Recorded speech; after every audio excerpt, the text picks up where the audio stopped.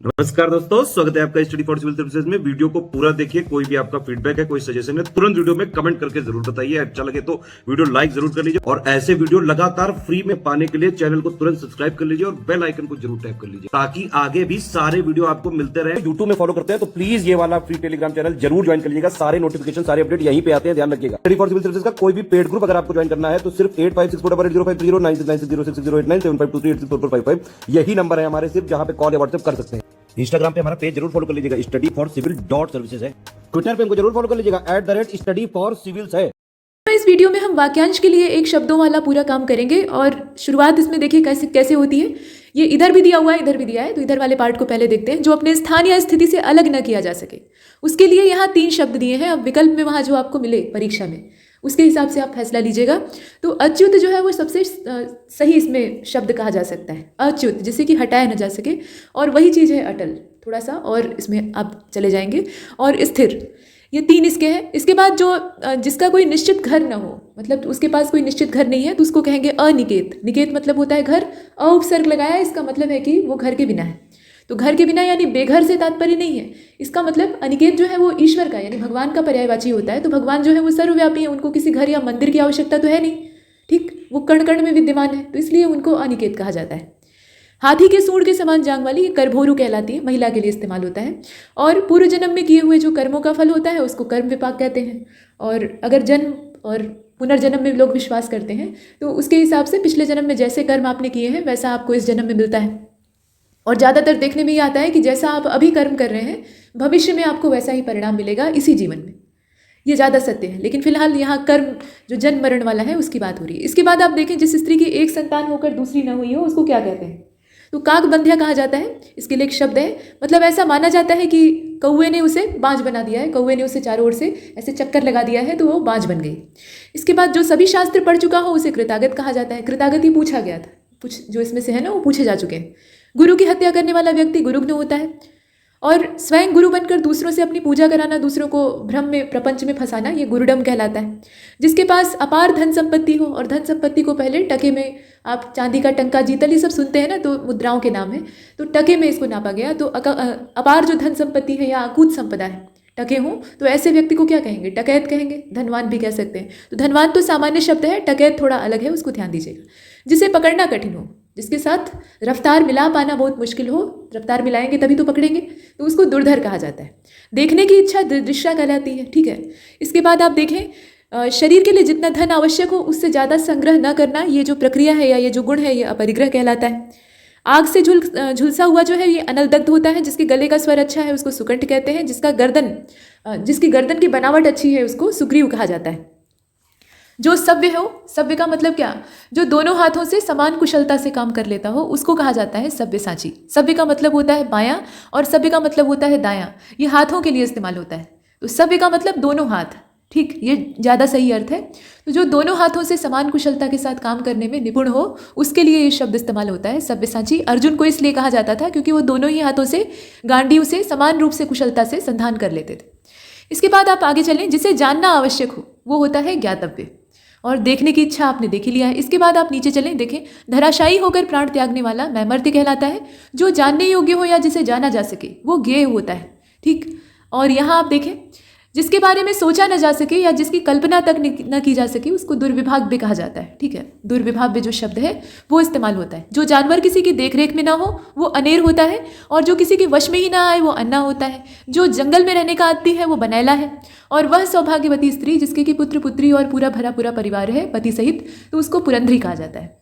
जिस पर शोक न किया जाए वो यहाँ आप देख रहे हैं, जिस पर शोक न किया जाए, तो ये जिसका शोक न किया जाए वो अशोक होता है। और जिसके जो शोक करने योग्य न हो वो अशोक्य होता है या अशोच्य होता है। यहाँ थोड़ा सा ये होना चाहिए ना कि जिसके लिए शोक न किया जाए या जो शोक के योग्य ही ना हो उसको हम इस्तेमाल करेंगे शब्द अशोक्य या अशोच्य। इसके बाद आप आगे देखें, इसमें और भी है। झूठ, मिथ्यावादी और गलत व्यवहार करना जो है ये अनेर कहलाता है। अनेर उस व्यक्ति को भी कहा जाता है जो मिथ्यावादी हो या मिथ्या आचरण कर रहा हो, और अगर व्यवहार है तो उसके लिए भी अनेर शब्द का इस्तेमाल होता है।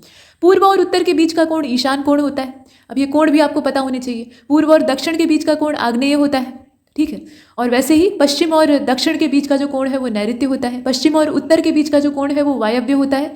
वो वायु का कोण होता है। कहा जाता है कि वहाँ बादल अगर घिर आए तो वर्षा अवश्य होती है। इसके बाद आप आगे चलें, चाटने योग्य वस्तु जो है उसको लेह कहा जाता है। जैसे चाटने योग्य कोई भी चीज़ है, जैम है या फिर कोई चटनी नुमा चीज़ है जिसे कि चाटा जा सके, गाढ़ी जेली जैसी, तो उसके लिए आप च्यवनप्राश खाते हैं ना, तो उसमें जैसे डाबर च्यवनप्राश है तो नीचे लिखा रहता है अवलेह स्पेशल। तो अवलेह स्पेशल का मतलब क्या है कि वो लेह है जिसको कि सड़ा कर बनाया गया है, मतलब जो औषधियाँ हैं उनको किण्वन की प्रक्रिया उसके साथ की गई है, यानी फर्मेंटेशन किया गया है, तब जाकर वो च्यवनप्राश तैयार हुआ है। इसके बाद आप आगे देखें, जो दोहराया न गया हो वो अनावर्त होता है। आवर्त मतलब जो बार बार दोहराया जाए, आवर्ती गति आप पढ़ते हैं। जिस पर पक्षपात पूर्ण दृष्टि से विचार किया गया हो उसको दुर्दृष्ट कहते हैं। रोगी के लिए जो निषिद्ध भोजन होता है वो अपथ्य होता है। जिसे देखा न जा सके वो अलक्ष्य होता है। जिसको सूंघा जा सके या सूंघे जाने योग्य वो आग्नेय होता है। घ्राण शक्ति का मतलब सूंघने की शक्ति, उसी से बना हुआ है।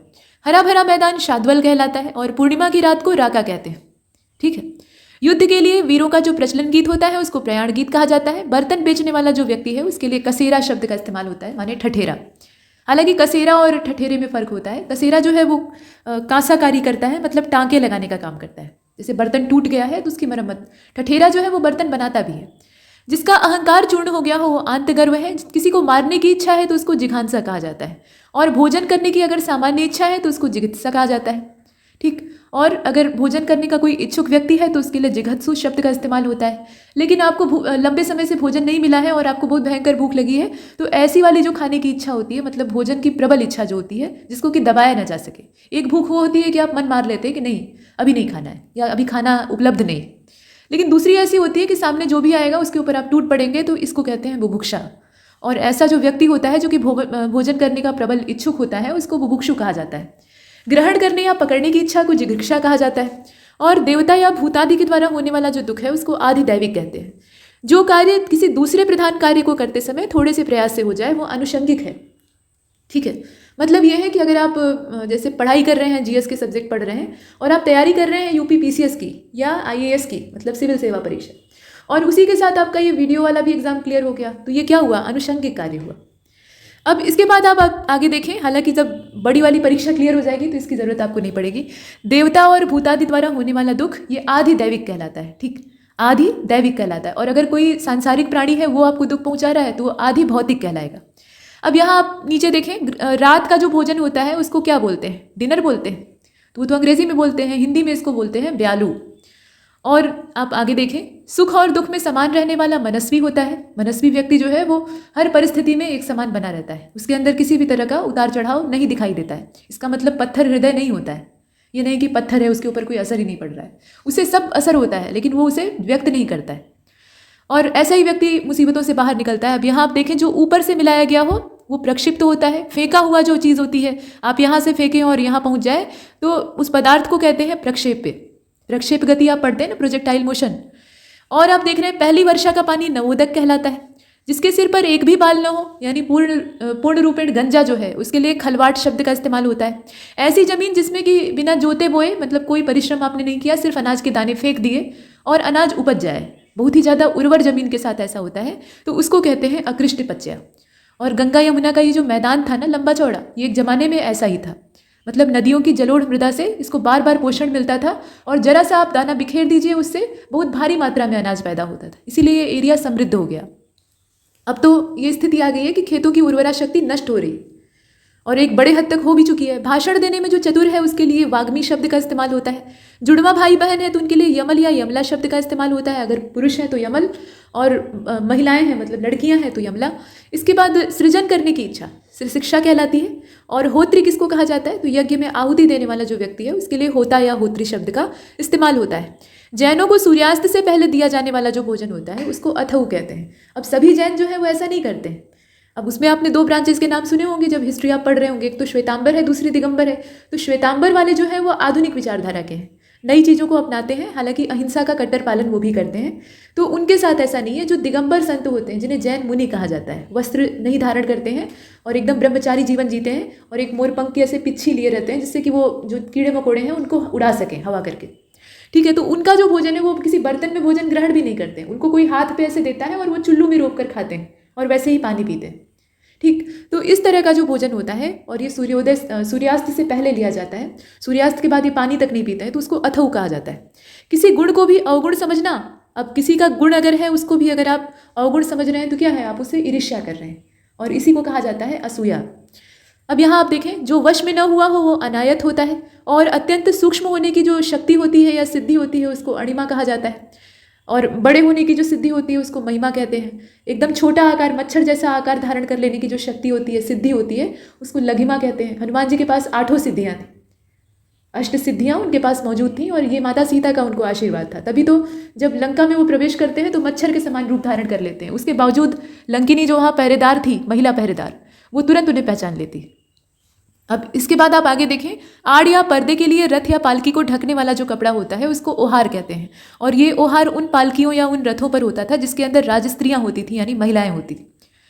इसके साथ आप आगे देखें, वह जो किसी के बंधन का कारण हो उसको आश्रव कहा जाता है, और बारीकी से किया गया निरीक्षण, और ऐसा बारीकी से किया गया निरीक्षण जिसमें कि अणुओं तक की संरचना दिख जाए, अणु परमाणु भी देखा जा सके, तो इस तरह का जो बारीक निरीक्षण होता है उसको अणुवीक्षण कहते हैं। अब यहाँ आप देखें, जो इंद्रियों के ज्ञान से बाहर है वो गोतीत है, अगोचर, इंद्रियातीत, उसके लिए 3 शब्द इस्तेमाल होते हैं। एक बड़ा परनाला जिसमें कि गंदा पानी बहता है उसको आश्रव कहा जाता है।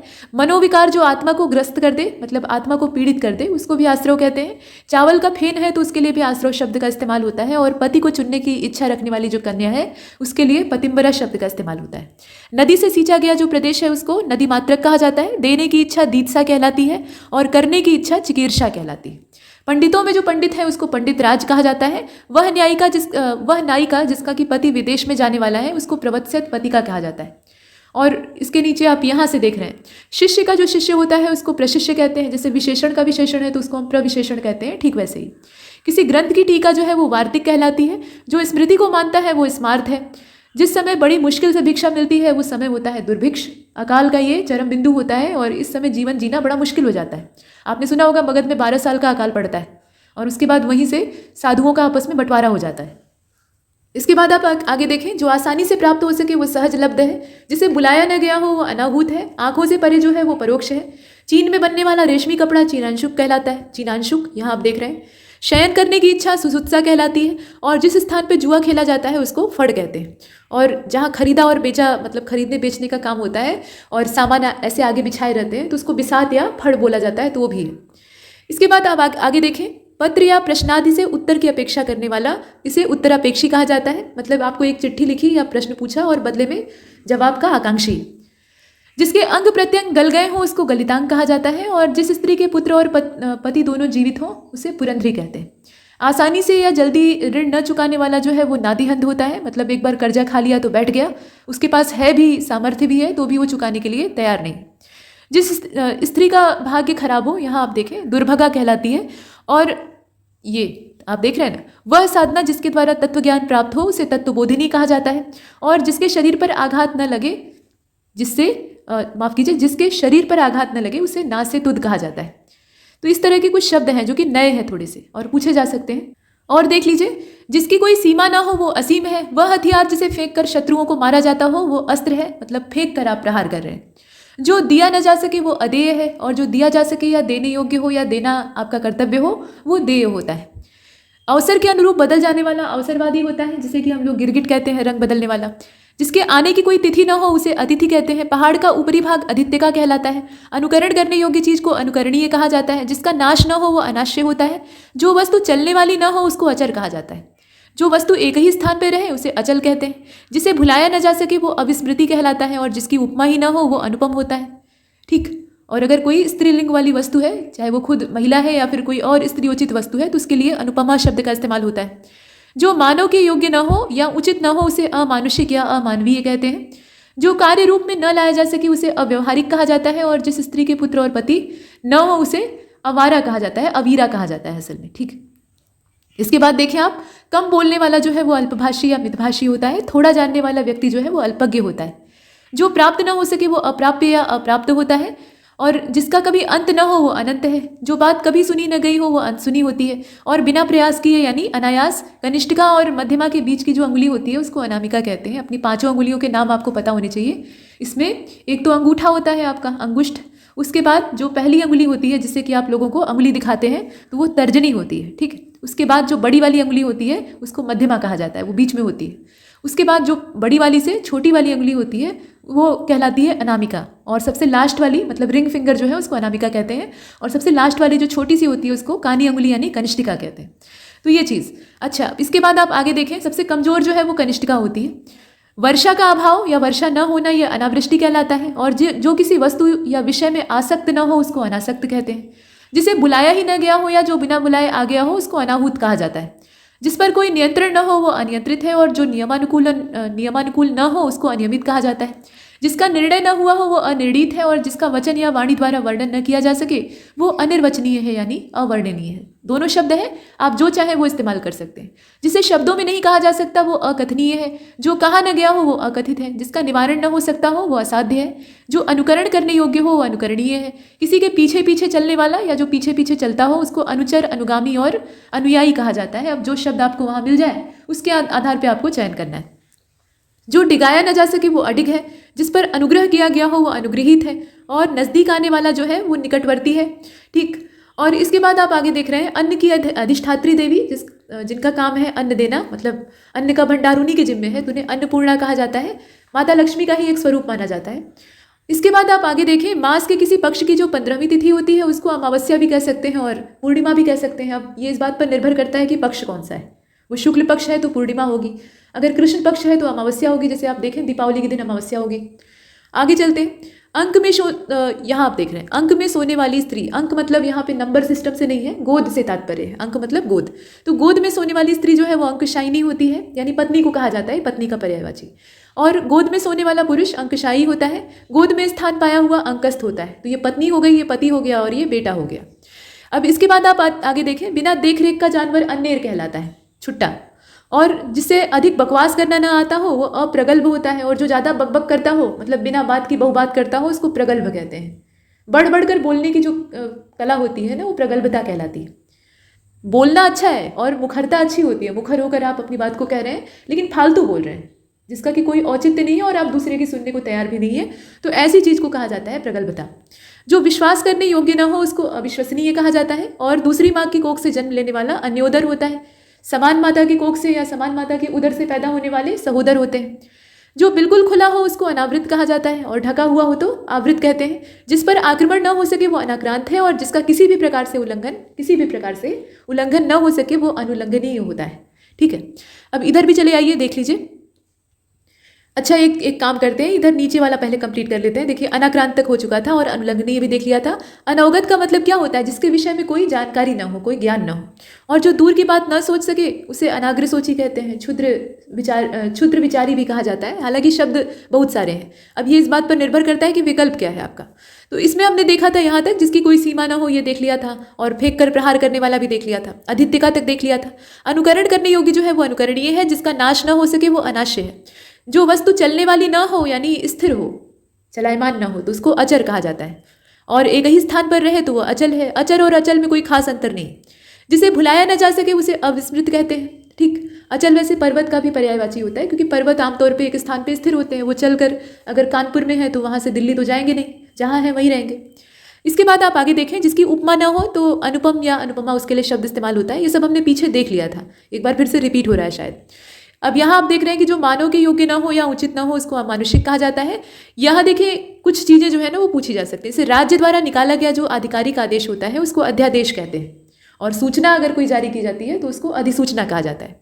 जिसकी तुलना न की जा सके वह अतुलनीय है, और दंड पाने योग्य अगर नहीं है तो अदंडनीय है। वह जो विद्यार्थियों को पढ़ाने का काम करता है वो अध्यापक है। जिसका एक के बिना दूसरे से संबंध नहीं होता वो अनन्य है, मतलब एक ही से संबंध है, दूसरे से विलग।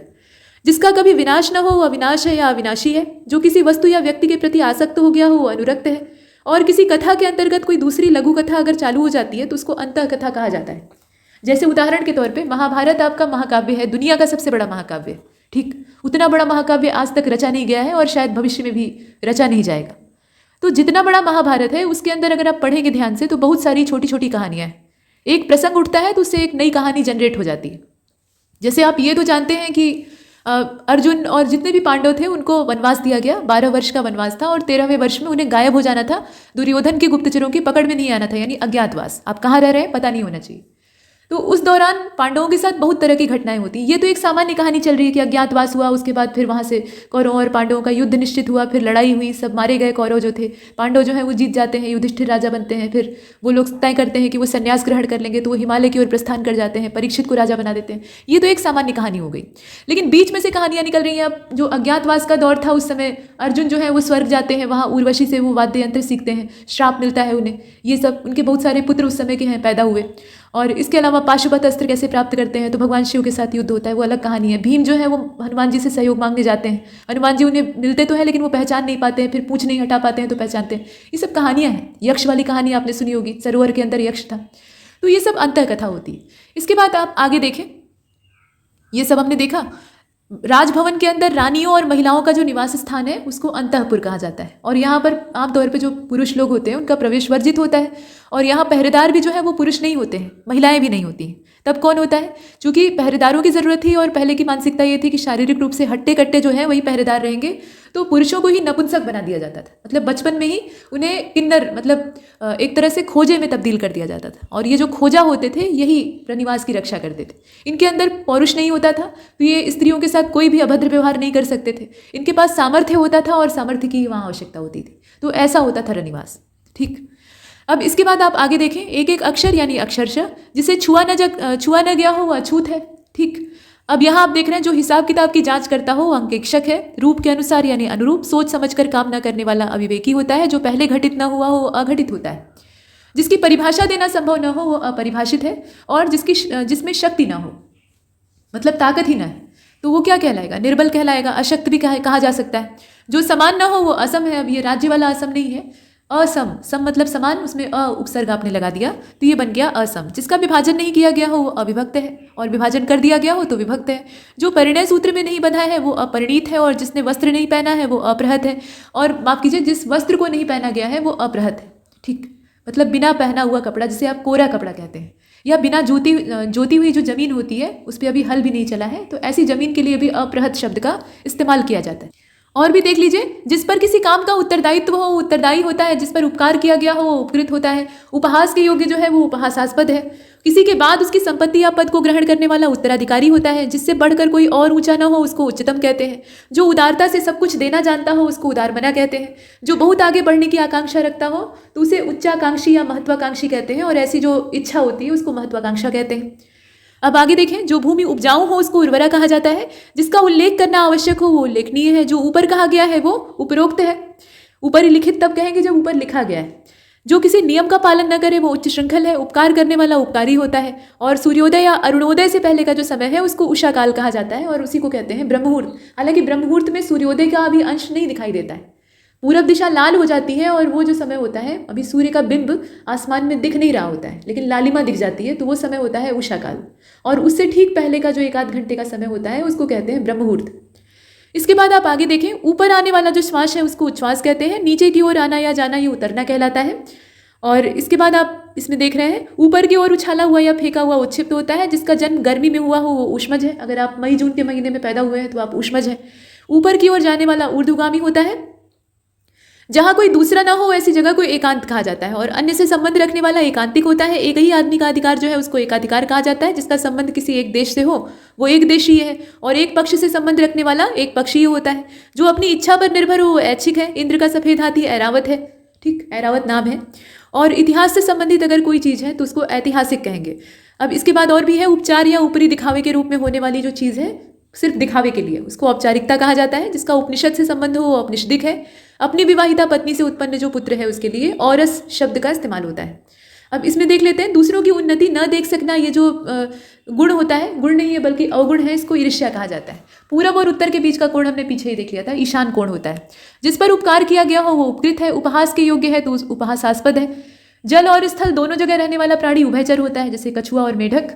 और भी जीव हो सकते हैं। जिसने ऋण चुका दिया है वो उऋण है। निरंतर ऊंचे उठने की जो इच्छा होती है इसको उदिशा कहा जाता है। और पर्वत के नीचे जो तलहटी होती है उसको उपत्यका कहते हैं। ऊंचे स्वर में उच्चारण किया हुआ ऊर्ध्वोच्चारित होता है। जो परीक्षा में पास हो गया हो उसके लिए उत्तीर्ण शब्द का इस्तेमाल होता है। जिसका हृदय उदार है वो उदार हृदय है। जो उदार वृत्ति का है वो उदार वृत्ता है। इसके बाद जो धरती फोड़ कर जन्म लेता है वो उद्भिज है। जैसे बीज धरती के अंदर दबे रहते हैं जब उन्हें नमी और अनुकूल माहौल मिलता है, वर्षा का मौसम, तब उसमें से अंकुर फूट पड़ता है जमीन को फोड़कर। जो छाती के बल चलता है वो उरग है, यानी सर्प को कहा जाता है। और जितने भी जीव छाती के बल रेंगते हैं वो सब उरग है। खाने से बचा हुआ जो जूठा भोजन है उसके लिए उच्चिष्ट शब्द का इस्तेमाल है, और जिसका उल्लेख किया गया है वो उल्लिखित है। सूर्य जिस पर्वत के पीछे निकलता है उसको उदयाचल कहते हैं, जहाँ अस्त होता है उसको अस्तांचल कहते हैं। वह वस्तु जिसका उत्पादन हुआ है वो उत्पाद है। और आप देखें, जिस भूमि में कुछ नहीं उत्पन्न होता है वो ऊसर होती है, और जिसने अपने वीर्य को कपाल पर चढ़ा लिया हो वो ऊर्ध्व रेता होता है। मतलब जो एकदम आजीवन ब्रह्मचारी होते हैं उनके लिए शब्द इस्तेमाल होता है। जिसका चित्त एक ही विषय में लगा हुआ है उसको एकाग्रचित्त कहा जाता है। मास के किसी एक पक्ष की 11वीं तिथि जो है वो एकादशी है। जो दिन में एक बार भोजन करता है वो एक भुक्त है, पौहारी भी कहा जाता है, और एक बार में दिया हुआ एक मुश्त होता है। इस लोक से संबंध रखने वाला यह लौकिक है, ऐहिक भी कहते हैं। और इंद्रियों से संबंधित अगर कोई चीज़ है तो उसके लिए ऐन्द्रिक शब्द लिया गया है। विश्व स्तर पर होने वाली विभिन्न देशों की खेल प्रतियोगिताएं ओलंपिक हैं, तो ये पूछे जाने योग्य चीज़ नहीं है, कॉमन सेंस है। जिसका संबंध उपनिवेश या उपनिवेशों से है वो औपनिवेशिक है। जिसका संबंध उपन्यास से है वो औपन्यासिक है। और जो सब कुछ उदारता से देना जानता है वो औदार्य दाता है। जो किए जाने योग्य है वो करणीय या कर्तव्य है। कान के नीचे लटका हुआ कोमल हिस्सा कर्णपाली कहलाता है। सुंदर बड़े बालों वाली स्त्री है तो उसको केशिनी कहेंगे। जो कल्पना से परे है वो कल्पनातीत है। जो काल से परे है वो कालातीत है। जिस स्त्री का विवाह नहीं हुआ है वो कुमारी है। अगर पुरुष का विवाह नहीं हुआ है तो वो कुंवारा है। कुमार कहा जाता है मूल रूप से, कुमार मूल शब्द है, बाकी जो है उसके तद्भव है। दुराचारिणी स्त्री को उल्टा कहा जाता है। भय शोक आदि के कारण कर्तव्य ज्ञान से रहित अगर कोई हो गया या किसी कारणवश उसे ये नहीं सूझ रहा है कि उसका असल में कर्तव्य क्या है, तो ऐसी चीज़ को कहा जाएगा या ऐसे व्यक्ति को कहेंगे किंग कर्तव्य विमूढ़। भय भूख प्यास से घबराया हुआ, कातर या अधीर होता है। पद आयु इत्यादि के विचार से औरों की अपेक्षा जो छोटा है उसके लिए कनिष्ठ शब्द का इस्तेमाल होता है। जो व्यक्ति कम बोलता है, माफ कीजिए, जो व्यक्ति कटु बोलता है उसको क्या कहेंगे, कटुभाषी बोलेंगे। और कमल के समान आंखों वाली कमल नयनी है। क्रम के हिसाब से क्रमानुसार किसी विचार को कार्य रूप में बदलना कार्यान्वयन कहलाता है। कठिनाई से पैसे निकालने वाला कृपण है। 10 साल की कुमारी को कन्या कहा जाता है। और 10 से 15 साल के बीच की जो लड़की है उसके लिए किशोरी शब्द का इस्तेमाल होता है। शारीरिक या मानसिक पीड़ा को कष्ट कहते हैं। छोटों की सहायता करना कृपा कहलाता है। दूसरे का दुख देखकर हृदय भर आना करुणा है। और मन के अप्रिय भावों का सूचक है क्लेश। किसी विशेष वस्तु की सामान्य इच्छा जो है उसको कामना कहा जाता है। और कुसंगति में पड़कर चरित्र पर अगर दोष लगता है तो वो कलंक है। धन के देवता कुबेर हैं जिन्हें कि धनद कहा जाता है। ध्यान दीजिएगा, धनद शब्द का मतलब है धन को देने वाले, तो देवताओं के खजांची हैं कुबेर। और अगर शब्द दिया हो धनदा, तो धनदा का मतलब होता है देवी लक्ष्मी। और शब्दों को आप देखें, जो भवन गिर गया हो वो खंडहर है, मतलब अवशेष ही बचे हों। किसी के घर में होने वाली तलाशी को खाना तलाशी कहा जाता है। जीवन के एक अंश को लेकर अगर कोई काव्य लिखा जाता है, लंबा काव्य, तो उसको प्रबंध काव्य या खंड काव्य कहते हैं। खंड काव्य ज़्यादा बेहतर चीज़ है। इसके बाद आकाश में उड़ने वाला खग होता है। और ऐसा ग्रहण जिसमें कि सूर्य पूर्णतया ढक जाए तो उसे खगरास कहा जाता है। जो खाया जा सके वो खाद्य है, और जो आकाश में चलता है वो खेचर या नवचर है। किसी के घर में होने वाली तलाशी को खाना तलाशी कहा जाता है। ऐसा जो अंदर से खोखला हो, अंदर से खाली हो, उसके लिए खोखला शब्द का इस्तेमाल होता है। जिसका कोई हिस्सा टूटकर अलग हो गया हो वो खंडित है। ऐसा ग्रहण जिसमें कि सूर्य या चंद्र का बिंब पूर्णतया ढक जाए उसे खगरास कहा जाता है। एक बार फिर से रिपीट हुआ। जो सदैव हाथ में तलवार लिए हो उसे खड्गहस्त कहा जाता है। अब यहाँ पर ग से देखिए, तो जो बात छिपाई जा सके वो गोपनीय है। गांव से संबंधित अगर है तो ग्रामीण है। जो बदली हुई परिस्थितियों में अपने आप को ढाल सके वो गतिशील या गत्यात्मक है। इसके साथ आप देख रहे हैं बहुत सारी गप्पे हाँकने वाला जो है वो गपोड़िया होता है। कुछ यहाँ पे कठिनता से और देर से पचने वाला गरिष्ठ है। जिस स्त्री के पेट में बच्चा हो वो गर्भिणी है। गायों को पालने वाला या रखने वाला जो स्थान है वो गौशाला कहलाता है। ठीक है, गोष्ठ भी बोलते हैं, गोष्ठ शब्द का भी इस्तेमाल होता है, ये संस्कृत का शब्द है। और आकाश को चूमने वाला गगनचुंबी है, गगन स्पर्शी भी बोलते हैं। संध्या का वह समय जिस समय गायें अपने घर की ओर लौटती हैं चर वर कर, और उनके पैरों का जब टाप जमीन पर पड़ता है तो धूल उड़ती है, तो इसे कहा जाता है गोधूली। ये समय जो है ये गोधूली कहलाता है। प्राचीन आदर्श के हिसाब से जो लकीर का फकीर हो, मतलब प्राचीन आदर्श के हिसाब से ही चले, उसके आगे की एक बात को भी जानना न चाहे, तो उसको कहते हैं गतानुगतिक। हाथी का बच्चा जो है उसके लिए कलब शब्द का इस्तेमाल होता है। गज शावक दिया रहेगा तब तो आप समझ ही लेंगे। कलब जो शब्द है ना वो इसके लिए इस्तेमाल होता है। इसके बाद आप आगे देखें, ये गंगा से संबंधित जो चीज़ है उसके लिए, या गंगा से उत्पन्न, उन्हें गांगेय कहा जाता है। जैसे भीष्म पितामह जो है वो गंगा के पुत्र थे, तो उनके लिए गांगेय शब्द का, गंगा पुत्र शब्द का इस्तेमाल होता था। जिसके सिर पर बाल न हो वो गंजा है, और एकदम बाल न हो तो खलवाट है। गंगा और यमुना, यहाँ आप देख रहे हैं, गंगा और यमुना के जल के मेल की भांति दो रंग का। ठीक, गंगा का जल जो है वो सफ़ेद है, मतलब गोरा है, और यमुना का जल जो है वो सांवला है, तो दोनों का मिला तो गंगा जमुनी कहा जाता है, गंगा जमुनी तहजीब। इसके बाद गणित शास्त्र का जानकार जो है वो गणितज्ञ है, जो किसी गद्दी पर बैठा हो वो गद्दी नशी है, जो कुछ ना बोल सके वो गूंगा है, और नए बनवाए हुए घर में जब पहली पहली बार लोग प्रवेश करते हैं तो उसको गृह प्रवेश कहा जाता है। जिसका ज्ञान इंद्रियों के बाहर हो वो गोचर होता है, माफ कीजिए अगोचर होता है। यहाँ गोचर जो दिया है ना, इसका मतलब है कि जिसका ज्ञान इंद्रियों के द्वारा हो सके तो उसको क्या कहेंगे, गोचर कहेंगे। और इंद्रियों से अगर आप उसे नहीं महसूस कर सकते हैं या पता नहीं लगा सकते हैं तो वो अगोचर है। इसके बाद आप आगे देखें, वही चीज़ है गोतीत। अगोचर आप लिखें चाहे गोतीत लिखें वही बात है। जो पहाड़ को धारण करता हो वो गिरधारी है। गिरधारी भगवान श्री कृष्ण भी हैं और भगवान हनुमान जी भी हैं। गृह बसा कर रहने वाला गृहस्थ है, और घर या देश के अंदर आपस में लोगों की लड़ाई है या दो दलों की लड़ाई है उसको गृह युद्ध कहा जाता है। अब घ से देख लेते हैं तो घूस लेने वाला घूसखोर है, अपने मन के भावों को गुप्त रखने वाला घुन्ना या घुसा होता है। घास छीलने वाला घसियारा है, घुलने योग्य पदार्थ घुलनशील होता है। घाट पर बैठकर स्नान करने वालों को दान देने वाला, स्नान करने वालों से दान लेने वाला जो ब्राह्मण होता है उसको घाटिया कहा जाता है। साथ में कंघी वगैरह लेकर बैठते हैं, मतलब गंगा स्नान किया उसके बाद लौट के आया तो उनसे कंघी शीशा लेके अपना बाल संवारा, मुंह देखा, और उसके बाद वो तिलक लगाते हैं और आशीर्वाद देते हैं, बदले में उन्हें दान मिलता है। थोड़ी जगह में अधिक आदमियों या वस्तुओं का जमावड़ा ये घिचपिच कहलाता है। किसी के इर्द गिर्द घेरा डालने की प्रक्रिया घेराबंदी कहलाती है। बहुत सी घटनाओं का सिलसिला घटनावली कहलाता है। जिसे देखकर घृणा उत्पन्न होती है वो घृणित है। घृणा किए जाने योग्य घृणास्पद होता है, घृण्य होता है, घृणित होता है। जिसकी घोषणा की गई हो वो घोषित है, और वह व्यक्ति जो कि दूसरों के घरों में फूट डालता है वो घर फोड़वा होता है। च से देख लीजिए, चैतन्य स्वरूप की माया को चिर द्विविलास कहा जाता है। जिस देवता की 4 भुजाएं हैं वो चतुर्भुज है। रोगियों की चिकित्सा के लिए जो स्थान होता है उसको चिकित्सालय कहते हैं। जिसके 4 पैर हैं वो चौपाया है, और चूहों को फंसाने का जो पिंजरा है उसके लिए चूहेदानी शब्द का इस्तेमाल होता है। ठीक, वो आप जानते हैं। करुण स्वर में चिल्लाने को कहा जाता है चीत्कार करना, और जो चक्र को धारण करता है वो चक्रधर है। जिसके सिर पर चंद्रमा आसीन है वो चंद्रशेखर है, भगवान शिव। कमल के समान सुंदर चरणों वाला चरण कमल ये भगवान विष्णु और भगवान राम के लिए इस्तेमाल होता है। वह मास जो कि चंद्रमा की गति के अनुसार गिना जाता है वो चांद्रमास होता है। चीते का जो पेड़ होता है, चित्रक एक औषधि होती है, उसका जो वृक्ष होता है उसके लिए आग्रमास शब्द है। जो चर्चा का विषय है वो चर्चित है। चारों ओर की सीमा को चौहद भी कहा जाता है। चौथे दिन आने वाला ज्वर जो है उसको चौथिया कहा जाता है, मतलब 4 दिन के गैप पे आता है, और 3 दिन के गैप पे आए तो उसको तिजरा बोलते हैं। बरसात के 4 महीने चौमासा या चातुर्मास कहलाते हैं, जहाँ से अनेक मार्ग चारों ओर जाते हैं। अब अनेक मार्ग जाएंगे तो वो बहुत सारे रास्तों को वहाँ से ले जाएगा। अगर 4 रास्ते वहाँ से एक स्थान से निकल रहे हैं तो उसको चौराहा कहेंगे। 3 रास्ते निकल रहे हैं तो तिमुहानी कहा जाता है, तिराहा कहा जाता है। ठीक, और जिसकी चिकित्सा की जा सके वो चिकित्स्य है। जो वस्तु एक ही स्थान पर न रहे उसे चल कहा जाता है, मतलब चलायमान है। जो जीव चलने वाले हो वो चर है। सारी पृथ्वी का राजा चक्रवर्ती कहलाता है, और जिसके हाथ में चक्र हो वो चक्रपाणी यानी चक्रधारी है, अर्थात भगवान विष्णु। स्वार्थवश किसी का गुणगान या चापलूसी करने वाला चाटुकार है। किसी वस्तु का चौथा भाग चतुर्थांश कहलाता है। मास के किसी पक्ष की जो चौथी तिथि है उसको चतुर्थी या चौथ कहा जाता है।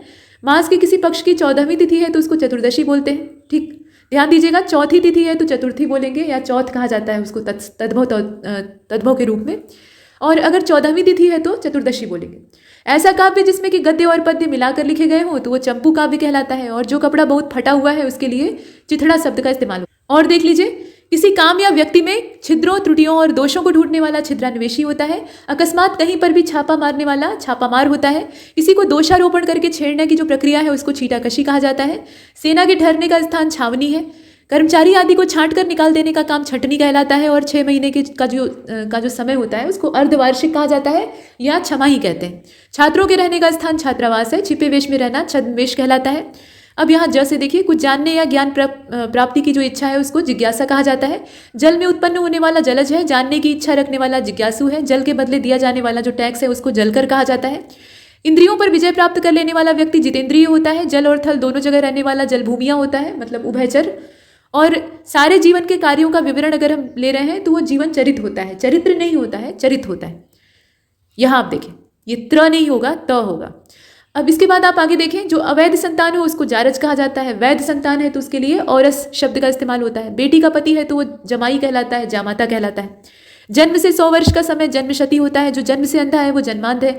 जल में विचरने वाला जीव जो है वो जलचर कहलाता है। और आप देखें यहाँ पे है, जो जन्म से अंधा है वो जन्मांध है, हमने देख लिया था। जो वृद्ध होने के कारण जर्जर हो गया है वो जरा जीर्ण है। जरा मतलब होता है बुढ़ापा, जीर्ण मतलब कमजोर, तो बुढ़ापे के कारण कमजोर।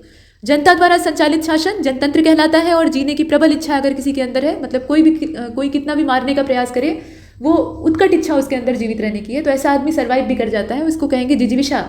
और ऐसा जो व्यक्ति है उसके लिए जिजीविषु शब्द का इस्तेमाल होता है। और भी है, आप यहाँ देखें, झूठ बोलने वाला झूठा होता है, जिसके लंबे लंबे बिखरे हुए बाल हैं वो झबरा होता है, झगड़ा करने वाला झगड़ालू होता है।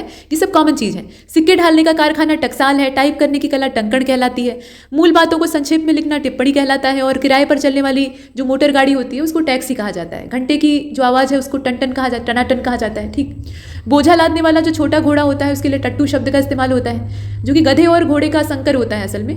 मतलब बोझ ढोने की जो कला है ना या गुण, इतना धैर्य वो घोड़े के अंदर नहीं होता है, वो गधे के अंदर होता है। गधे के ऊपर कितना भी बोझ लाद दीजिए, उसका अगर सामर्थ्य नहीं भी है तो बेचारा चलता रहेगा बिना कुछ विरोध किए। घोड़े के ऊपर लाद दीजिए वो बिदक जाएगा। ठीक, तो ये जो जीव होता है ना टट्टू यानी खच्चर, ये दोनों का क्रॉस होता है। इसमें गधे के भी गुण होते हैं और घोड़े के भी गुण होते हैं। तो घोड़े वाला स्टेमिना इसके अंदर होता है और गधे का धैर्य होता है। तो ये अच्छा होता है सामान ढोने के लिए। इसके बाद आप आगे देखें, चारों ओर से जल से घिरा हुआ जो भूभाग है उसको टापू कहा जाता है।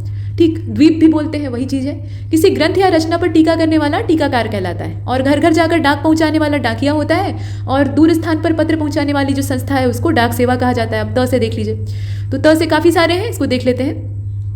ठीक, तीनों कालों यानी भूत भविष्य वर्तमान को जानने वाला त्रिकालज्ञ होता है। ठीक, त्रिकालदर्शी भी कहा जाता है, जो देख सके सभी को। और उसी का समय यानी तत्कालीन, उसी समय का, असल में उसी समय का, इसका जो एक शब्द है ना वो तत्कालीन होता है। और धरती और आकाश के बीच का स्थान त्रिशंकु कहलाता है। जो अपने काम में निष्ठा से लगा हो वो तत्पर है। एक व्यक्ति द्वारा चलाई जाने वाली शासन प्रणाली तानाशाही कहलाती है, जिसमें कि उसी की मनमानी चलती। ऐसी जीविका जो कि आकस्मिक है वो तदर्थ जीविका होती है। चोरी छिपे चुंगी शुल्क आदि दिए बिना माल लाकर बेचने वाला जो व्यक्ति है उसको तस्कर कहा जाता है। किसानों को सरकार या जमींदार द्वारा दी गई ऋण के रूप में आर्थिक सहायता तकाबी कहलाती है। और आज के समय में कहें तो सब्सिडी होती है, हालांकि सब्सिडी कर्ज नहीं होती है, वो तो दी गई कृपा होती है। इसके बाद आप आगे देखें, जिसे त्याग देना उचित हो वो त्याज्य होता है। विवाद या गुटबाजी से अलग रहने वाला तटस्थ होता है। तैर कर पार करने की इच्छा तितीर्षा होती है, और ऐसा व्यक्ति जो है वो तितीर्षु कहलाता है। वह स्थान जहाँ तोपें और बारूद रखा जाता है वो तोपखाना होता है। हर राजा के पास, हर बादशाह के पास अपना तोपखाना होता था। जो काम या पद छोड़ देने के लिए पत्र लिखा जाता है उसको कहते हैं त्याग पत्र। और जो बराबर तपस्या कर रहा है वो तपस्वी है। अध्यात्म के तत्वों को जानने वाला तत्वज्ञ है। विवाद या गुटबाजी से अलग रहने वाला हमने देख लिया था। मास की तीसरी तिथि है तो तृतीया है, मतलब पहली तिथि को कहते हैं प्रतिपदा, दूसरी तिथि जो है उसको द्वितीया कहते हैं, ऐसे ठेठ में दूज बोलते हैं। और जो तीसरी है उसको तीज बोलते हैं, ऐसे शुद्ध संस्कृत में तृतीया कहा जाता है। फिर चतुर्थी है, पंचमी है, षष्ठी है, सप्तमी है, अष्टमी है, नवमी है, दशमी है, एकादशी, द्वादशी, त्रयोदशी, और उसके बाद पंचदशी नहीं होता है, वो पूर्णिमा होता है या फिर अमावस्या होता है। ऐसे चलता है। ठीक, जिसको त्याग दिया गया हो वो त्यक्त है। जो तत्व को जानता हो वो तत्वज्ञानी है, तत्वविद है। जो तर्क के आधार पर सिद्ध किया गया हो वो तर्क संगत है। अब यहाँ आप देख रहे हैं छुटकारा यानी त्राण दिलाने वाला। त्राण का मतलब होता है छुटकारा। ठीक, तो जो छुटकारा दिलाए वो त्राता होता है। और हर महीने, यहाँ आप देख रहे हैं, हर महीने मतलब हर तीसरे महीने होने वाला त्रैमासिक होता है। जैसे हर छठवें महीने होने वाला छमाही होता है। वह वस्तु या अर्धवार्षिक उसको कहते हैं, वह वस्तु जिसमें कि बाण रखे जाएं। बाणों को रखने वाला जो लंबा सा ऐसे पात्र होता है ना, गुलदस्तानुमा, उसको तुड़ीर कहते हैं। आगे बढ़ते हैं, कुछ और शब्द हैं त से, जैसे कि जो तर्क के आधार पर ठीक हो वो तर्क संगत है। जो तर्क द्वारा मान लिया गया हो वो तर्क सम्मत है। दोनों में फर्क है। और हर तीसरे महीने वाला तो आपने देख लिया था। वह वस्तु जिसमें कि बाण रखे जाएं, ये भी देख लिया था। तर्काभास का अच्छा मतलब क्या होता है? ऐसा तर्क जो कि देखने में ठीक लगता हो लेकिन हो ना। कई बार ऐसा होता है ना कि तर्क देखने में ठीक लगता है लेकिन असल में वो होता नहीं है, तो उसको कहेंगे तर्काभास, यानी आभास हो रहा है लेकिन असल में वो है नहीं। जो तर्क के योग्य है उसको तार्किक कहते हैं। पुलिस की बड़ी चौकी है तो उसको थाना कहा जाता है। पुलिस थाने का प्रधान अधिकारी है तो उसके लिए थानेदार शब्द का इस्तेमाल होता है। जमी हुई गाढ़ी मोटी चीज़ जो है उसको थक्का कहा जाता है, जिससे दही के ऊपर परत जमती है। कुछ निश्चित लंबाई का कपड़ा है तो उसको थान कहते हैं। चौपायों को बांधने का स्थान जो होता है उसको भी थान बोलते हैं। ठीक, थान माने जगह। तबले इत्यादि से हथेली पर किया गया जो आघात होता है उसको थाप बोलते हैं। असल में हथेली से तबले का जो चमड़ी वाला हिस्सा होता है, झिल्ली वाला, उस पर जो चोट की जाती है उसको थाप कहा जाता है। शुभ अवसर पर गीली हल्दी इत्यादि से, मतलब पिसे हुए चावल, गीली हल्दी सब मिलाकर जो पंजे का निशान बनाया जाता है उसको ठप्पा या थापा बोला जाता है। इसके बाद आप द से देखें तो जिसका दमन करना कठिन हो वो दुर्दम या दुर्दम्य होता है। और मजे की बात यह है कि महिलाएं ही लगाती हैं, क्योंकि ऐसा माना जाता है कि उनके हाथ लक्ष्मी के हाथ हैं, उसके बाद भी उनकी कद्र नहीं होती। जिसकी बाहें लंबी हो वो दीर्घ बाहु है। और आप देखें, जिस पर विजय पाना कठिन हो वो दुर्जय है। जहां जाना कठिन हो वो दुर्गम है। जिसे रोकना या निवारण कर पाना वो कठिन हो, मतलब उसका निवारण आप नहीं कर सकते, उसे रोक नहीं सकते। अब ये नहीं कि असंभव है, लेकिन मुश्किल काम हो तो उसको कहेंगे दुर्निवार। और ऐसा काल, ऐसा समय जिसमें कि भिक्षा लेना भी कठिन हो जाए, भिक्षा प्राप्त करना भी कठिन हो जाए, तो ये जो अकाल का समय होता है, ऐसे काल यानी ऐसे समय को क्या कहते हैं? अकाल कहते हैं, यानी बुरा समय। तो ऐसा बुरा समय कहलाता है दुर्भिक्ष। मगध में 12 साल का दुर्भिक्ष पड़ता है और उसी समय जैन साधु उनका कुछ हिस्सा जो है वो अपने लीडर के साथ कर्नाटक की ओर प्रस्थान कर जाते हैं और वहीं पर कुछ समय तक रहते हैं और बाकी जो बचे हुए थे वो अपना स्वरूप बदल लेते हैं। जिसे भेदना या तोड़ना कठिन हो वो दुर्भेद्य है। दुख देने वाली जो चीज़ है उसको दुखद कहा जाता है। जिसका समाधान करना कठिन हो दुस्साध्य होता है। जिसका चित्त एक बात पर स्थिर न हो दो चित्ता होता है। जिसके दो रंग हो दुरंगा होता है। दुष्ट उद्देश्य से की जाने वाली मंत्रणा या साजिश को दुरभिसंधि कहा जाता है। अनुचित बात के लिए आग्रह दुराग्रह कहलाता है। जिसे प्रसन्न करना कठिन होता है वो दुराराध्य है। जहाँ जाना कठिन हो वो दुर्गम है। द्वीप में जन्म लेने वाला द्वैपायन है। पके हुए अनाज की भिक्षा जो है वो मधुकरी कहलाती है, यानी कुछ नहीं करना होता है, सिर्फ खाना होता है। मास के किसी पक्ष की जो दूसरी तिथि अभी आपको पूरा बता दिया है, एक एक तिथि बता दी है, तो उससे कोई दिक्कत की बात नहीं। द्वितीया यहाँ पे है। इसके बाद आप आगे देखें, ज्ञान नेत्र से देखने वाला अंधा व्यक्ति वो कहलाता है दिव्य दृष्टा या उसे कहते हैं प्रज्ञा चक्षु। इसके बाद आप आगे देखें, जिसके 10 मुख हो या आनन हो, मुख मतलब आनन वही बात है, दशानन कहा जाएगा। जिसके पेट पर माता ने रस्सी बांध दी थी। भगवान कृष्ण के लिए ये शब्द वाक्य इस्तेमाल होता है। दामोदर उन्हें कहा जाता है। असल में भगवान कृष्ण मक्खन चुरा रहे थे और उन्हें यशोदा जी रंगे हाथों पकड़ लेती हैं। गोपियों की बार बार शिकायत आती है तब तो भरोसा नहीं करती हैं, लेकिन जब खुद से देखती हैं तो पकड़ लेती हैं। उसके बाद सजा के तौर पे उन्हें ओखली में, जो कि धान कुटाई का एक पत्थर का पात्र होता है, उसी में उन्हें बांध देती हैं और वो छोटे से रहते हैं, ओखली के ही साइज के। उन्हें ऐसा लगता है यशोदा जी को कि ये तो भाग नहीं पाएंगे, कुछ समय तक यही बधे रहेंगे, इनकी अकल ठिकाने आ जाएगी। और जितनी बार रस्सी बांधने की कोशिश उन्हें करती हैं, मतलब ओखली के चारों ओर उन्हें पेट के सहारे चिपका कर बांधती हैं, रस्सी बांधती हैं तो रस्सी उनके पेट पर जाकर छोटी पड़ जाती, 2 अंगुल छोटी पड़ जाती है। और उसके बाद यशोदा जी उसमें रस्सियाँ जोड़ती जाती हैं और रस्सी बंधने का नाम नहीं लेती है। अंत में जब भगवान कृष्ण चाहते हैं तो खुद ही अपने हाथ से बांध लेते हैं और खुद ओखली में बंध जाते हैं। तो वो कहानी है, और असल में तो उन्हें दैत्यों का विनाश करना था। ठीक, अब इसके बाद आप आगे चलें। यमलार्जुन नाम के 2 अर्जुन के वृक्ष थे, जो कि असल में 2 यक्ष भाई थे, जो कि श्राप के परिणाम स्वरूप, नारद जी का श्राप था, वृक्ष बन गए थे। उनका उद्धार करने के लिए ये सारा नाटक हो रहा था, भगवान कर रहे थे। अंत में ओखली ले जाके उन्हीं पेड़ों के बीच में फंसा देते हैं और पेड़ गिर जाते हैं और वो यक्ष वहाँ से मुक्त हो जाते हैं। अब जिस पर दिनांक लगाया गया, यानी तारीख का अंक अंकित हो, उसको दिनांकित कहा जाता है। जैसे आपने देखा ना, पोस्ट डेटेड चेक बताया गया था क्रिप्स प्रस्ताव को गांधी जी के द्वारा और नेहरू जी के द्वारा।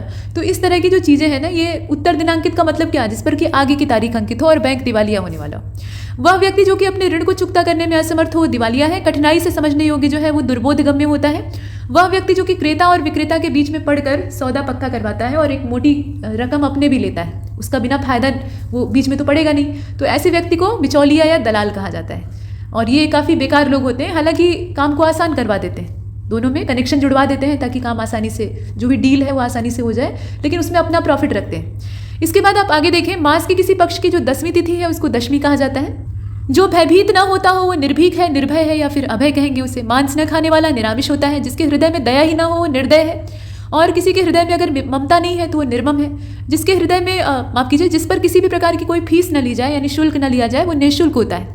जो चिंता से रहित है वो निश्चिंत है। जिसका कोई आधार नहीं है वो निराधार है। जो व्यक्ति सांसारिक विषय या भोग से रहित है उसको निरीह कहते हैं। जिसको किसी प्रकार का लोभ नहीं है वो निष्प्रिय है। बालुका, यहाँ आप देख रहे हैं, बालुकामय प्रदेश के बीच में पाया जाने वाला जो हरा भाग होता है उसको नखलिस्तान कहा जाता है।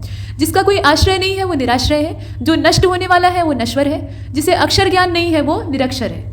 शासकीय अधिकारियों का शासन जो है उसको नौकरशाही कहा जाता है, लाल फीताशाही भी कहते हैं, और बुरी निगाह से यहाँ पर लाल फीताशाही कहा जाता है, ये अच्छा शब्द नहीं है। जिसके विषय में मतभेद न हो उसे निर्विवाद कहा जाता है, मतलब कोई विवाद उसके बारे में नहीं है। जो नया आया है वो नवागत या आगंतुक है। जहाँ पर किसी बात का डर या खतरा न हो ऐसी जगह को निरापद कहा जाता है। जो आसानी से झुकाया जा सके वो नमनीय है। और देश के बाहर माल भेजना निर्यात कहलाता है। बाहर से माल अपने देश में मंगाना ये आयात कहलाता है। और यहाँ आप देख रहे हैं, निर्वाचन में अपना मत देने वाला निर्वाचक होता है। निशा में विचरण करने वाला, निशा यानी रात्रि में भटकने वाला निशाचर होता है, जिसकी आंखें अंधेरे में देखने के लिए अभ्यस्त होती हैं।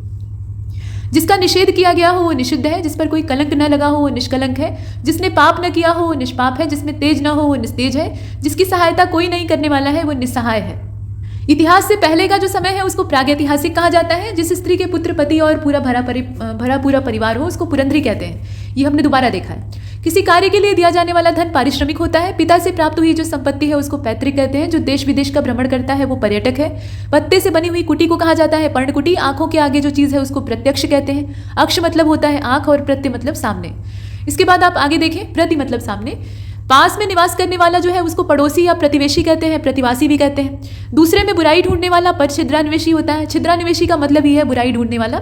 सफेद कमल को पुंडरीक कहते हैं। अरविंद तो यहाँ आप देख रहे हैं ना, 2 शब्द हैं, अरविंद है और पुंडरीक है। तो अरविंद जो शब्द है ये लाल कमल के लिए इस्तेमाल होता है। जो प्रणाम करने योग्य है वो प्रणम्य है। समान रूप से आगे बढ़ने की जो चेष्टा है उसको प्रतिस्पर्धा कहा जाता है। जो दूसरों का भला चाहने वाला है वो परार्थी है। किसी विषय में दक्षता प्राप्त करने वाला पारंगत या दक्ष कहलाता है। जो प्रमाण से सिद्ध हो सके वो प्रमेय है, और प्रमाण से अगर नहीं सिद्ध हो सके तो उपसर्ग लगा दीजिए, इसमें अप्रमेय हो जाएगा।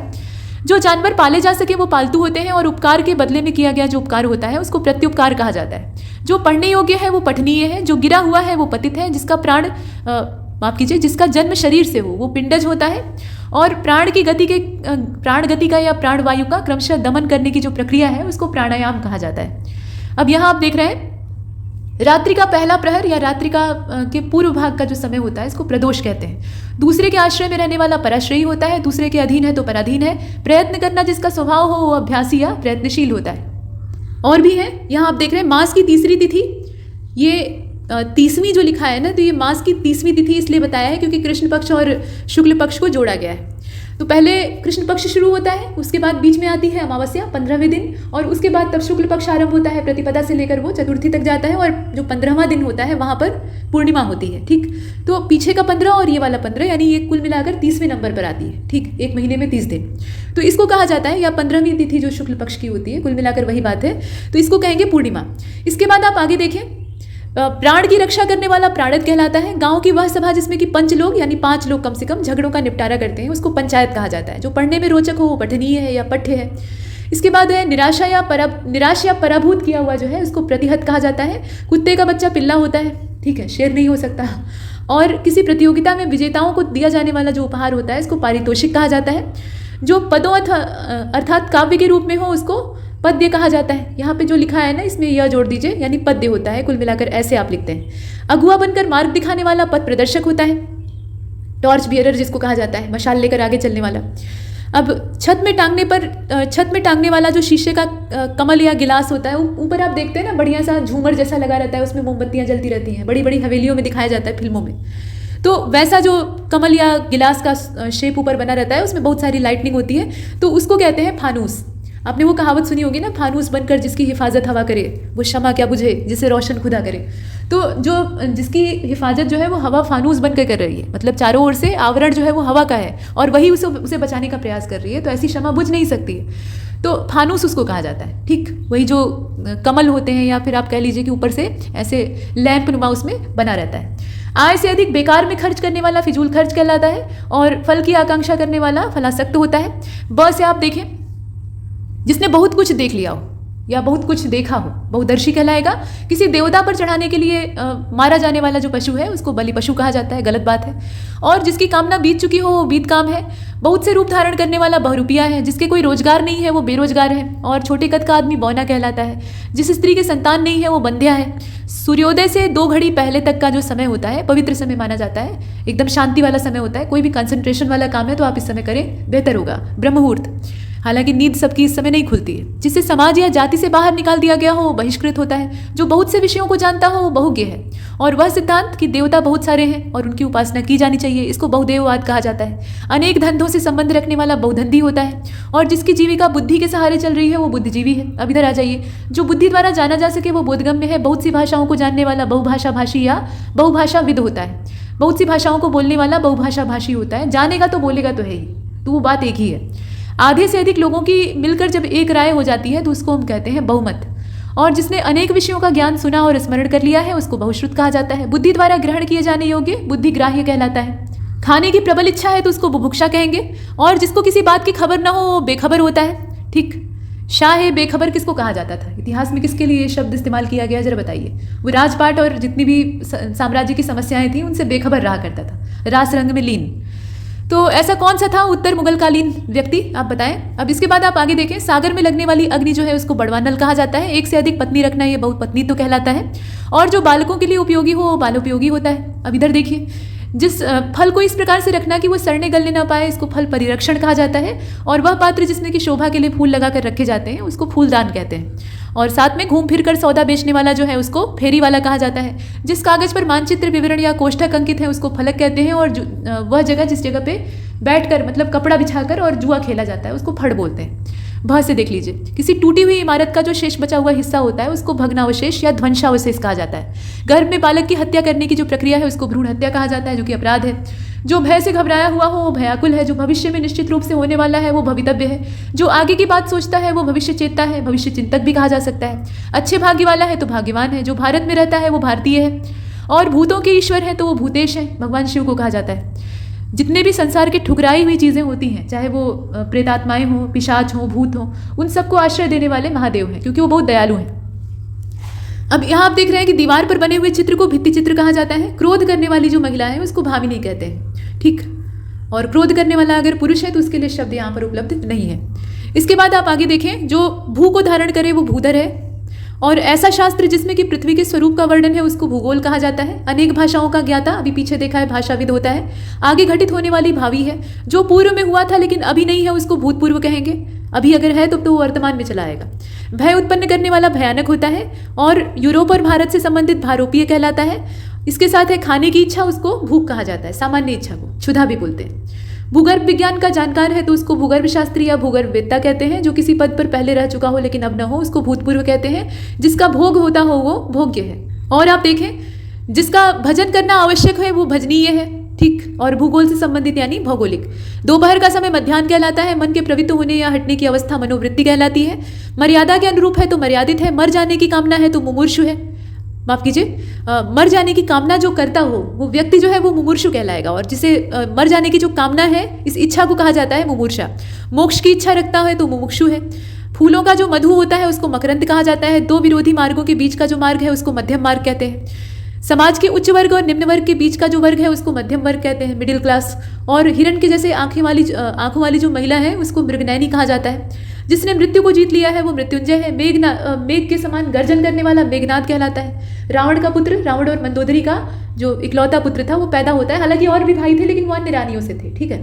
तो मंदोदरी से उत्पन्न ये पुत्र था मेघनाद। जब पैदा होता है तो मेघ के समान गर्जन करता है, यानी बादलों की गड़गड़ाहट जैसा उसका रोने का स्वर होता है, इसलिए उसका नाम पड़ता है मेघनाद। तो ये है असाधारण मेधा वाला जो व्यक्ति है, यानी बुद्धि वाला, उसको मेधावी कहा जाता है। जिसकी आंखें मीन के आकार की हैं यानी सुंदर हैं कुल मिलाकर, उसको मीनाक्षी कहते हैं। ये माता पार्वती का भी पर्यायवाची है। चुनाव में अपना मत देने की क्रिया जो है वो मतदान कहलाती है। राजगद्दी का उत्तराधिकारी सबसे बड़ा राजकुमार जो है उसको युवराज कहा जाता है। जो वस्तु या भिक्षा मांगता हो, मतलब किसी चीज की मांग करता हो, याचक होता है। युवा या युवती होने की अवस्था यौवन कहलाती है। जिसका यश चारों ओर फैल गया हो या यश उसने प्राप्त कर लिया हो वो यशस्वी है। जैसा पहले था वैसा ही यानी यथापूर्व। युग का निर्माण करने वाला युग निर्माता। नेत्रों से संबंधित यानी चाक्षुष। यूरोप और एशिया से संबंधित यूरेशियन। और यहाँ आप देख रहे हैं रूप के अनुसार यानी यथारूप। हमेशा घूमने वाला यानी यायावर या घुमंतु। जो युद्ध में स्थिर रहता हो वो युधिष्ठिर। जैसा उचित हो वैसा यानी यथोचित। समुद्री जहाज जिस पर कि सैनिक युद्ध करते हैं वो युद्धपोत है। अपने युग का बहुत बड़ा व्यक्ति जो है वो युग पुरुष कहलाता है। जैसा पहले था वैसा ही यानी यथापूर्व, ठीक है। और वह शास्त्र जिसमें कि यंत्रों को चलाने, बनाने और सुधारने का विवेचन होता है, न सिर्फ बनाने बल्कि उनको चलाने और अगर बिगड़ जाए तो उन्हें बनाने का भी जो पूरा ज्ञान है वो दिया रहता है। तो इसको कहते हैं मैकेनिक्स यानी यांत्रिकी। खून से रंगा हुआ यानी रक्त रंजित। किसी राष्ट्र का सबसे बड़ा राज्याधिकारी जो है वो राष्ट्रपति कहलाता है। और राजा के द्वारा जो संचालित शासन होता है उसको मोनार्की यानी राजतंत्र कहा जाता है। दूसरे देश में अपने राष्ट्र का प्रतिनिधित्व करने वाला राजदूत होता है। और जहाँ राजा का निवास हो वो राजप्रासाद होता है या राजमहल होता है। जहाँ शब्द होता हो वहीं बाण मारने वाला शब्द भेदी होता है।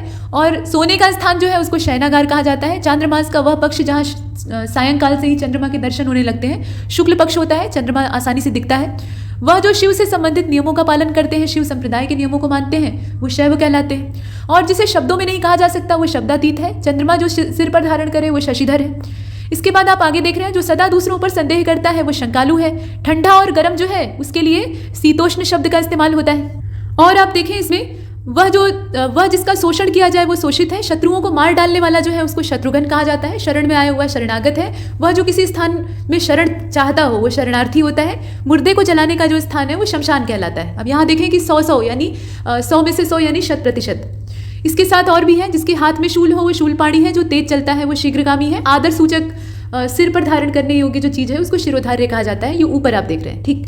अब यहाँ देखें, जिसके ऊपर शासन हो वो शासित होता है। जो सुनने योग्य है वो श्रव्य होता है। शिशु संबंधी या शिशुओं की अवस्था से संबंधित वो शैशव होता है। 100 वस्तुओं का संग्रह शतक कहलाता है। 100 वर्षों का जो समूह है उसको शतवर्ष या शताब्दी कहा जाता है। जो शक्तिशाली है वो शक्तिमान है, और चांदनी रात है तो उसको शर्वरी कहा जाता है, ध्यान दीजिएगा। सदैव रहने वाला यानी शाश्वत या अनाद्यांत कहते हैं। और अब मूर्धन्य श और स से देख लीजिए, तो जिसकी आकृति में 6 कोण है वो षटकोण है। मास की 6वीं तिथि षष्ठी कहलाती है। 6 महीने पर होने वाला षटमासिक होता है। स से देखिए, जो असत्य ना बोले या सत्य बोले उसको सत्यवादी कहेंगे। मांस से युक्त है तो उसको सामिश कहेंगे यहाँ पर और यहाँ पर। अच्छे आचरण वाला सदाचारी है। समूह से संबंधित सामूहिक है। जो सभी युगों के अनुकूल है वो सर्व युगानुकूल है। संदेश ले जाने वाला संदेशवाहक है। जो आसानी से ग्रहण किया जा सके वो सुग्राह्य है। उसी समय में होने वाला या रहने वाला वो समकालीन होता है। स्वयं का हित चाहने वाला स्वार्थी है। जहाँ खाना मुफ्त में मिलता है वो सदाव्रत या लंगर होता है। जो सबको समान भाव से देखता है वो समदर्शी है। जो सभी को प्रिय है वो सर्वप्रिय है। एक ही जाति का है तो सजातीय है। उच्च वर्गीय शासन है तो उसको सामंतशाही बोलेंगे। वह स्त्री जो कि अपने पति पर अपने प्राण न्यौछावर करे वो सती होती है। और जो एक स्थान से हटकर दूसरे स्थान पर भेज दिया गया हो उसको स्थानांतरित कहते हैं। अपनी इच्छा के अनुसार आचरण करने वाला स्वेच्छाचारी है। और वह व्यक्ति जिसका कि स्वर्गवास हो गया हो उसको दिवंगत कहा जाता है, या स्वर्गीय कहा जाता है, या स्वर्गवासी कहा जाता है। जिसमें स्नान किया जाए वो स्नानीय है, बाथ टब आप कह सकते हैं। और जो यहाँ आप देख रहे हैं, जो एक जगह से दूसरी जगह न ले जाया जा सके उसको स्थावर कहा जाता है। ठीक, आगे देखें तो इसमें कई सारे हैं। यहाँ से आप देखिए, ठीक, स्वेच्छाचारी आपने देख लिया था, यहाँ तक आपने स्वर्गवासी तक देख लिया था। जो अपने ही नाम से प्रसिद्ध हो वो स्वनाम धन्य होता है। और एक ही समय में होने वाला समसामयिक होता है, समकालीन होता है। अपनी इच्छा के अनुसार चलने वाली स्त्री जो है वो स्वैरिणी होती है। अब यहाँ पर इच्छा के अनुसार चलने का मतलब ये नहीं कि अपने मन की अभिलाषाओं को पूरा करने वाली, मतलब गलत रास्ते पर चलने वाली, तो इसीलिए व्यभिचारिणी शब्द का इस्तेमाल दिया है। और यहाँ आप नीचे देख रहे हैं, स्त्री के वश में रहने वाला या स्त्रियों के समान व्यवहार करने वाला स्त्रैण होता है। इसके साथ आप यहाँ देखें, संबंध की दृष्टि से किसी पुत्र या पुत्री का जो ससुर है उसे समधी कहा जाता है। जिसका समर्थन किया गया हो वो समर्थित होता है। चंद्रमास के किसी पक्ष की जो 7वीं तिथि होती है उसको सप्तमी कहा जाता है। 7 वर्षों की अवधि है तो उसको सप्ताह कहेंगे। सभ्य होने की अवस्था जो है वो सभ्यता होती है। और जो पत्नी के साथ हो या जिसकी पत्नी जीवित हो उसको सपत्नी कहा जाता है। कुछ और है, यहाँ देख लीजिए, तो 3 नदियों का संगम है, गंगा यमुना सरस्वती का, तो उसको त्रिवेणी कहा जाता है, संगम भी बोलते हैं। 3 युगों में होने वाला त्रियुगी होता है। शीतल, मंद और सुगंधित वायु जो है उसको त्रिविध वायु कहा जाता है। रात्रि का तीसरा प्रहर त्रियामा कहलाता है, त्रियामा शब्द। जो छुटकारा दिलाता है वो त्राता होता है। और तीसरे महीने होने वाली जो चीज़ है उसको त्रैमासिक कहा जाता है। तीनों लोगों को जानने वाला त्रिकालज्ञ होता है। भूत भविष्य वर्तमान को देखने वाला त्रिकालदर्शी होता है। जो सर्वज्ञ पुराण उपनिषद और शास्त्र का ज्ञान रखता है वो ज्ञानी कहलाता है। असल में जो ज्ञानी मनुष्य पुराण और जितनी भी चीज़ें हैं वैदिक साहित्य है उसकी जानकारी रखता है तो वो सर्वज्ञ होता है। यहाँ शब्द उल्टा दे दिया है। तीनों लोगों के स्वामी को त्रिलोकीनाथ या त्रिभुवननाथ कहा जाता है। और जानने योग्य जो चीज़ है उसके लिए ज्ञातव्य शब्द का इस्तेमाल होता है। जो जानता हो उसके लिए ज्ञाता शब्द का इस्तेमाल होता है। जिसे ज्ञान प्राप्त करने की प्यास हो उसे ज्ञान पिपासु कहा जाता है। जिसने धन उधार लिया है वो ऋणी होता है, ठीक है। और धन उधार लिया है, चुकाने में असमर्थ हो गया हो तो उसको अधमर्ण कहा जाता है। सत्व, रज और तमोगुण जो है इनको त्रिगुण कहते हैं। भवों के बीच का जो ऊपरी भाग होता है उसे त्रिकुटी कहा जाता है। 3 फलों को एक निश्चित अनुपात में मिलाकर तैयार किया गया जो चूर्ण है उसको त्रिफला कहते हैं, जिसमें कि आंवला, हर्रे और बहेड़ा मिलाया जाता है। दैहिक, दैविक और भौतिक ताप या कष्ट, इनको जब आप देखते हैं तो इनके लिए त्रिताप शब्द का इस्तेमाल होता है। त्रिदोष जो है वात, पित्त, कफ होते हैं। और 3 लोक यानी धरती, आकाश और पाताल, इनका संगम जो है वो त्रिभुवन कहलाता है। तो यहाँ तक हमने इसे कंप्लीट किया है। इस लेक्चर में इतना ही। तब तक के लिए नमस्कार।